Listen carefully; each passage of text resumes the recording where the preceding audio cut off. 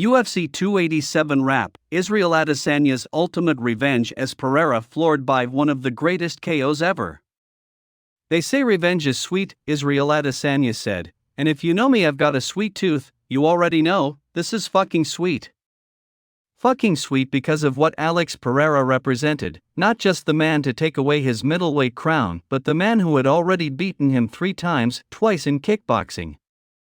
On Sunday, Adesanya exorcised a demon, seemingly rising from the dead with a stunning second-round knockout victory over Pereira in the main event at UFC 287.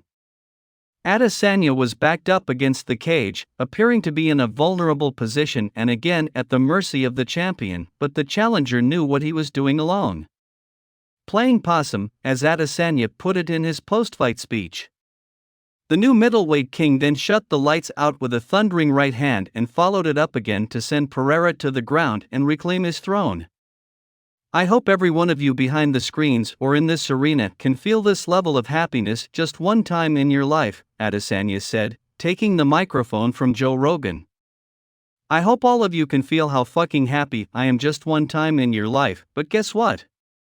You'll never feel this level of happiness if you don't go for something in your life. When they knock down, when they shit on you, when they talk shit about you and try put their foot on your neck.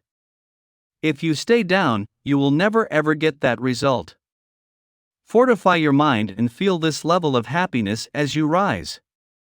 One time in your life, but I'm blessed to be able to feel this shit again and again and again and again. The past defeats to Pereira may have had many doubting whether Adesanya would ever get to the top again, but for the 33-year-old, it only made him stronger.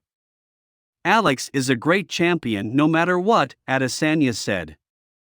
He lost the belt tonight, but he'll always be the champion. In his story, I'm the antagonist, in his story, I'm the bad guy, but tonight it's my story. History. I told you the hunter is now the hunted. Thank you for beating me. Beating me made me a better fighter, a better person. In this camp, I didn't fuck around. I stayed in the grind and put myself through it. As for what's next for Pereira, UFC boss Dana White called him a monster and said he believes the former champion will now move up a division. Honestly, I think that Pereira probably moves to 205 after this fight, he said in the post-event press conference. I'm not saying he's moving to 205, but I'm assuming he is. You guys can ask him himself, but it wouldn't surprise me. Adesanya and Pereira traded calf kicks early in the first round, with the champion landing a heavy one just a few seconds into the fight. That continued for much of the round with Pereira throwing kicks to the legs, having already found success with a similar strategy in slowing Adesanya down during their last fight.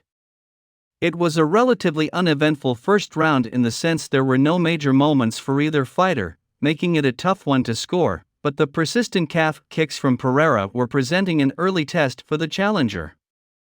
Adesanya though answered that challenge and in a shocking way with a knockout that Rogan described as one of the greatest he had ever seen. Daniel Cormier, meanwhile, said that Pereira did not respect the power that Adesanya had and was made to pay for it. You can relive all the action from Sunday's main event in our live blog below. Otherwise, continue scrolling for a full wrap of all the earlier fights.